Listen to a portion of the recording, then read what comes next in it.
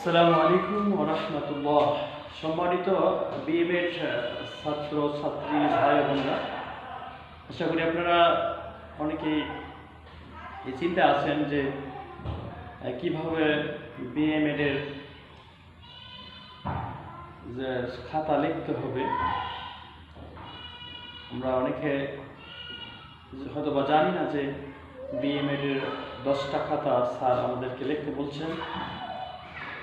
10টা টিপি দিতে জমা দিতে হবে, 10টা টিপি ক্লাসের খাতা জমা দিতে হবে এবং একটা টিপি ক্লাস প্র্যাকটিক্যালের আমাদেরকে স্যারকে দেখাতে হবে।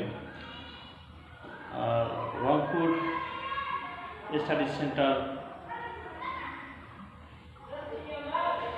মোলাটল কামিল মাদ্রাসায় ওখানে আমাদেরকে দেখাতে হবে।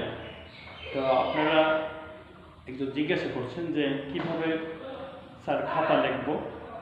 তো খাতা লেখার নিয়ম একই। আমরা হোয়াটসঅ্যাপে দেখেছি যে হাদিসের বিষয়ে দেওয়া হয়েছে যেভাবে খাতা লিখতে হবে।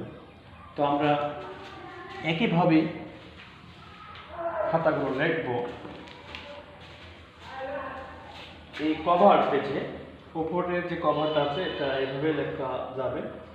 পাঠ পরিকল্পনা 1 থেকে 5, অনুশীলন পাঠ সালাম, বিষয় আল হাদিস, শ্রেণী আপনারা নবম এবং 10ম, এবং সম্পাদনায় আপনাদের নাম, আইডি নম্বর, শিক্ষাবর্ষ, মোবাইল নম্বর, জমা দেন তারিখ লিখবেন। এপাশে প্রতিষ্ঠানের নাম যেভাবে আপনারা লিখছেন ঠিক এভাবে লিখছেন, ঠিক একইভাবে আপনারা আরবিটাও একই ক্যাটাগরিতে নেবেন, একইভাবে নেবেন। জাস্ট আপনাদের শিকন ফলের যে প্রশ্নগুলো আছে, আরবি যে বিষয় নেবেন সেই বিষয়ে এখানে প্রশ্ন অ্যাড করবেন। আর এখানে যে বিষয়গুলো আছে সবগুলো একই মতন একই অবস্থা থাকবে।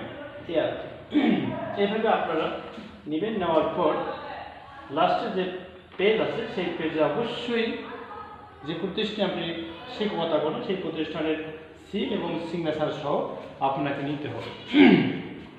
সিগনেচার এবং সিল ছাড়া খাতা অথবা পাঠ পরিকল্পনা গ্রহণ করা হবে না। ঠিক একইভাবে আপনি হাদিস যেভাবে করেছেন ঠিক সেভাবে আরবিটাও করবেন। আপনাদেরকে ধন্যবাদ, অভিনন্দন। আপনারা যদি বুঝতে পারেন তাহলে আমি সার্থক, আর যদি না বুঝতে পারেন তাহলে আমি ব্যর্থতা। আমি আরও চেষ্টা করব ভালো করে দেওয়ার জন্য। বিএমএড ছাত্রছাত্রী ভাই বোনেরা, সবাইকে অগ্রিম ঈদ উল আজহার শুভেচ্ছা, অভিনন্দন। সবাইকে সালাম, আসসালামু আলাইকুম ওয়া রাহমাতুল্লাহ।